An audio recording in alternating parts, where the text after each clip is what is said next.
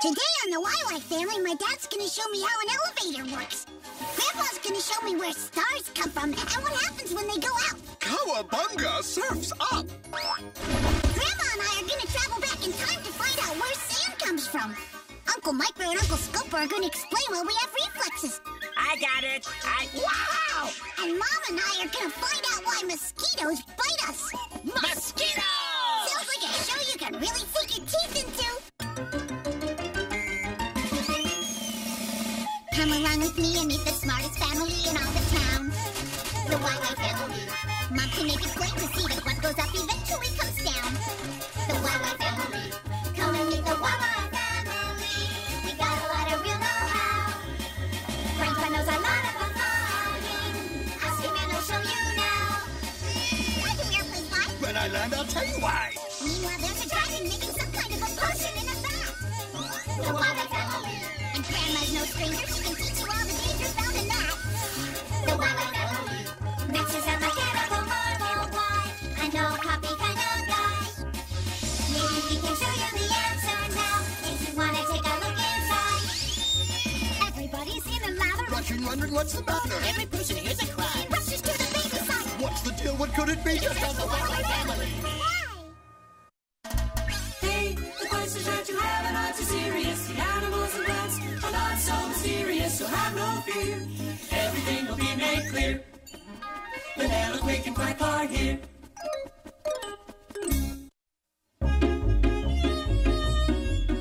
This is the moment of supreme concentration. As young Victor YY attempts to set the world height record for a house of cards. And he's done it! Well, champ, how does it feel? Kinda itchy. That looks like a mosquito bite. Mosquito! It's mine! No, I saw it first. Don't look so sad. You can make another, bigger one. Meanwhile, this ointment will soothe your bite. Well, why do mosquitoes bite us? Actually, only female mosquitoes bite you. Male mosquitoes feed on nectar or other plant juices. Okay, why do female mosquitoes bite us? Well, females feed on blood to build their energy. This helps their eggs to develop. Whoa, that's pretty gross, Mom.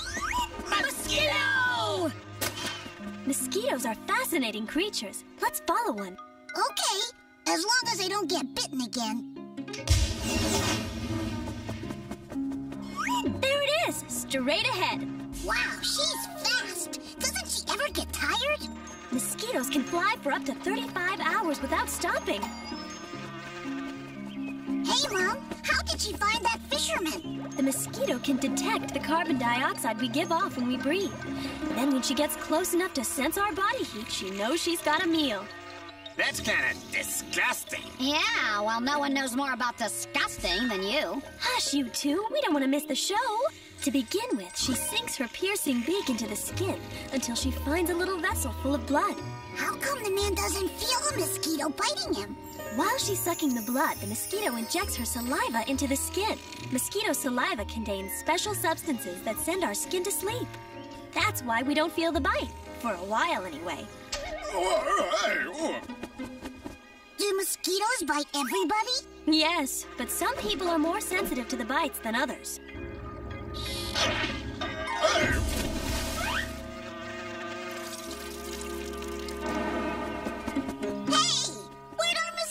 Go! Don't fret, Victor. I know where to find plenty of mosquitoes. Where, Mom? Over there. That's just a pond. Mosquitoes lay their eggs in standing water, like a pond or a puddle of water. A female mosquito can lay 200 eggs every 5 days. Uh-oh! They look hungry! There are 2 ways to protect ourselves from mosquitoes. Either wear long sleeve and long leg clothing, or spray our bodies with a repellent to keep them at bay, like citronella, which comes from tropical grasses. There's some now! Hold on!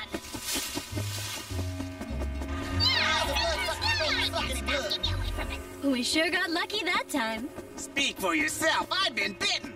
Then I guess you got the point of this episode. Oh, Mom. Hey, come on. If Scopo said that, you'd be laughing hysterically.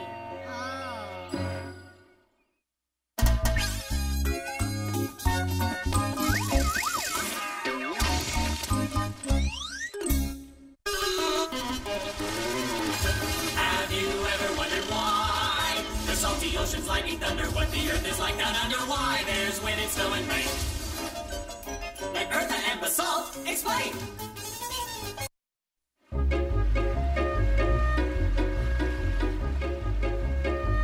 That's it. The last tower. Cowabunga surfs up! Well, Zygo, that was a great castle. Basalt, you really need to watch where you're going. Now Victor has to build another castle. On the bright side, there is plenty of sand. Yeah. Say, Grandma, where does sand come from? I'll show you, dear. Basalt, we're time traveling. Hey, neat. We're 100 million years in the past, the height of the age of dinosaurs. Dinosaurs rock. We're really here to check out this volcano. Its lava is cooling to form rocks, and those rocks will become sand. Ah, get out of here. Rocks are all hard and everything. It's true. See those rocks sliding down the mountain? Yeah. Hey, they're busting apart. Right. Eventually, they wind up in rivers, and the action of the water breaks them up even more, one tiny little piece at a time. This slow wearing away of rock and stone is called erosion. Oh, wait a minute. Now, even with this erosion, a rock is still harder than water. Yes, but if the water is moving, like in a stream or river, its current can wear a stone completely away in a few thousand years. Let's go back to our own time. That's where the sand on the beach comes from. It's carried down from the mountains By the river. Right. But sand comes from other places, too. Basalt! Submersible mode! Underwater, the waves and ocean currents erode not only rocks and stones, but the coastline itself. And the same waves that wear down the rocks also deposit more sand on the beach. Here, Victor, take a look. Whoa, that's a lot of sandcastles, all right. You know, Victor, there are as many different types of sand as there are different types of rock. In Hawaii's volcanic sands, for instance, there's iron and basalt. Basalt? Here I am! No, the other basalt. A kind of black volcanic rock. A basaltic beach would be all black sand. Basalt? Our next stop is Africa. This is the Sahara Desert. Ooh, it's a hot one. Oh! Wow! Oh, my! That's a lot of sand. But I thought there was no water in deserts, so how could the rocks erode? You're right, Victor. There's very little rain in the desert. But there is wind. And wind can also erode rocks into sand. Hey, what's that over there? Well, it looks like an oasis. There must be water there. Oasis! Oh, that's for me! Oh, the wait, Basalt! A desert also has... mirages. Oh, I should have seen that one coming.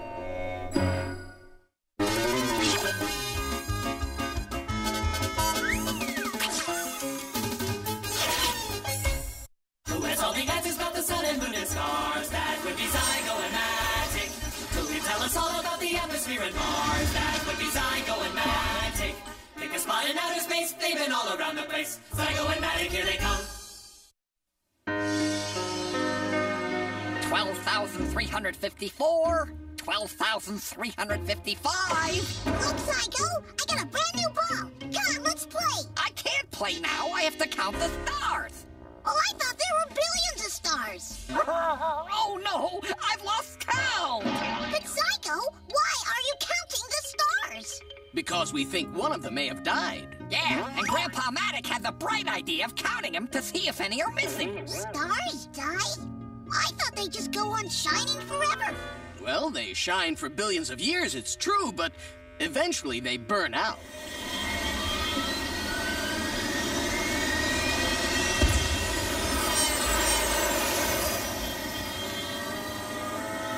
This is a nebula, Victor. It's where stars are born. It looks like smoke. You're right. A nebula is a huge cloud of gas and dust. What's that? Well, we can't hang around for billions of years waiting for a star to form, so Grandpa Matic invented a clock that speeds up time. Patent pending, of course. Watch closely, Victor.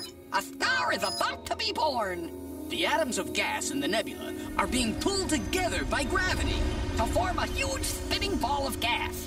Zygo, let's move forward to the next phase. You're the skipper. Oops, I pressed the snap button by mistake. As the atoms of gas are drawn closer and closer together, they bump into each other more and more. That produces heat. Ow!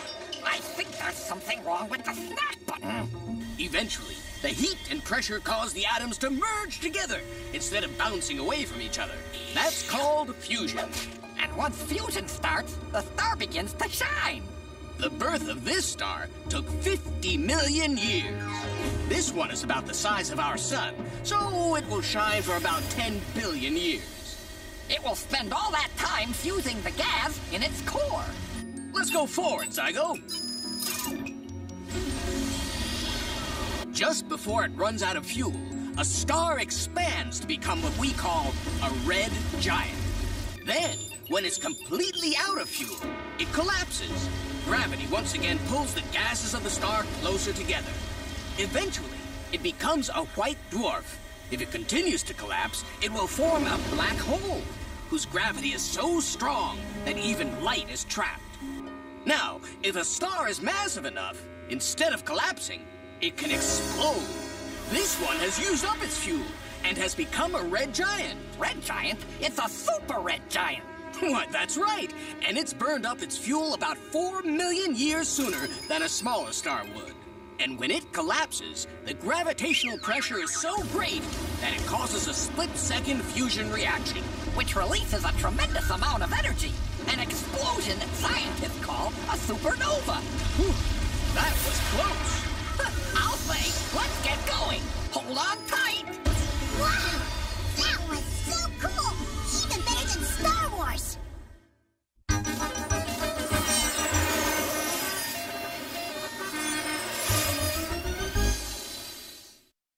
How does it do this? How does it do that? Max is the one with the electronic knack.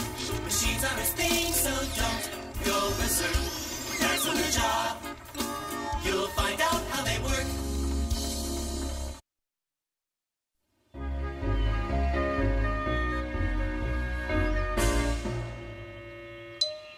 Hey, Dad, I need another bag of plaster. No, times like this, I wish I had an elevator. If we had an elevator, I'd spend all day riding up and down. How does an elevator work? All elevators use pulleys. A pulley makes it easier to lift things. All you need is a rope and a counterweight. You see, Victor? It's easy. Well, that's enough general principle. Let's go see a real elevator. Okay! Basalt, would you mind terribly taking us into town? When were elevators invented? Well, the pulley has been around since ancient times. But the first elevator for public use was installed in 1857 in a New York store. So, how does it work? The elevator runs along a shaft, which is a deep well fitted with rails. The elevator car, which carries the passengers, moves along these rails, and it's hauled up by a cable running through a pulley. But the pulley can't work the whole elevator. Right you are. There's a lot more. Come on. Take a look. What the? At the end of the elevator cable is a counterbalance, which is made of heavy metal plates. When the car goes up, the counterbalance goes down. Well, the pulley is worked by an electric motor, and that's what makes the car go up and down. Oh, so if there's a motor, why do you need a counterbalance? That's easy. The counterbalance is here because I felt sorry for it and didn't want it to feel left out. I'm the guy that does all the work. Now, I know you work hard, but this is an educational show. All right. I'll explain. The counterbalance is heavier than the car. It weighs as much as the car, plus the maximum weight of the passengers. That means when the car goes back down, I only have to lift the difference between the weight of the counterbalance and the weight of the car. Otherwise, I could only lift an empty car. And what good would that do? Oh, there you are. There are other motors that work the doors, and... Hey, what happened?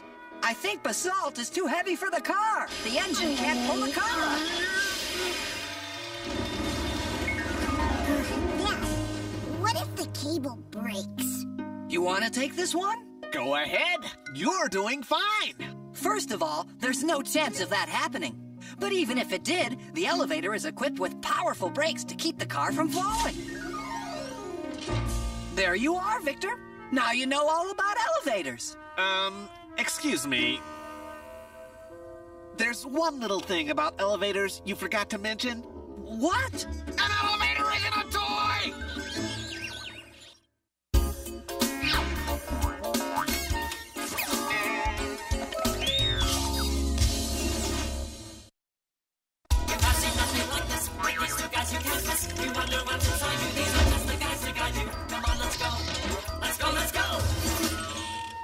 These guys are in the know, microwave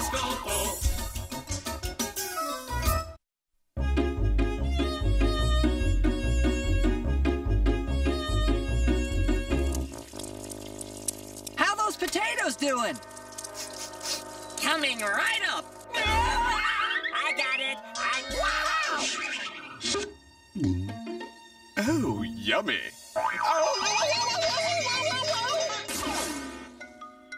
Why did you drop the potato, Uncle Scopo? It was burning my hand. No, it wasn't. Thanks to your sense of touch, you dropped it before you felt any pain. How does a sense of touch work? We'll go find out. Where are we? Well, according to the gizmo, we're under your mom's skin. What you're seeing are the tactile corpuscles. These guys are the reason we can feel the things we touch. Pressure! That doesn't mean you have to share it with us. Hey, guys, lighten up already. I can also feel cold. I'll show you.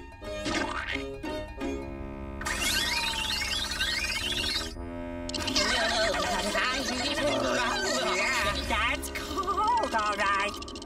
I can feel heat.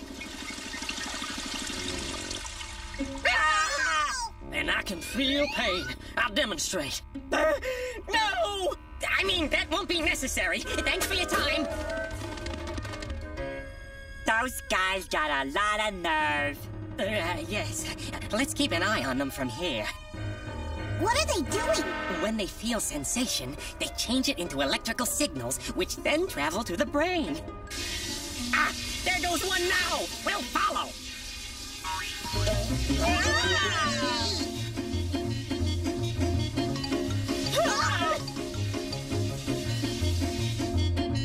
What's this? The spinal cord. A thick bundle of nerves that run through your spinal column. I thought the signals go to the brain. They do. They're transmitted along the spinal cord. Oh! When the brain receives the signal, it analyzes it and identifies the object that we've touched. Then the brain tells the muscles what to do. But sometimes the spinal cord sends the signal directly to the muscles. Like when I caught that hot potato. Right. Scopo's tactile corpuscles sent the signal to the spinal cord, which then sent it to the muscles in his arms. So he dropped the potato before the brain received the signal about how hot it was. That kind of response is called a reflex, and it helps to protect the body from harm. Oh!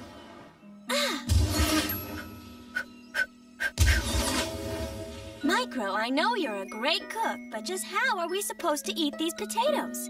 with style.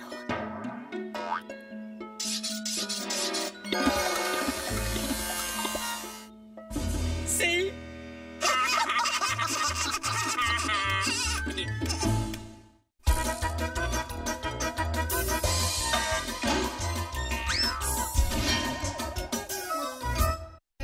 Well, Victor, what'd you learn today? Oh, tons of neat stuff. I learned that only female mosquitoes bite us. They need our blood for energy so they can lay their eggs. That's kind of disgusting. Yeah, well, no one knows more about disgusting than you. I learned that sand starts out as rock. Get out of here. Rocks are all hard and everything. And over time, it's worn away by water and wind. I learned that stars are born when hydrogen gas is pulled together by gravity to start a fusion reaction. And I learned that an elevator works by using a pulley, a motor, and a counterweight to move the car up and down. The counterbalance is here because I felt sorry for it. Thanks for your time. Sounds like a pretty big day. It was, but I still have plenty of questions left for next time.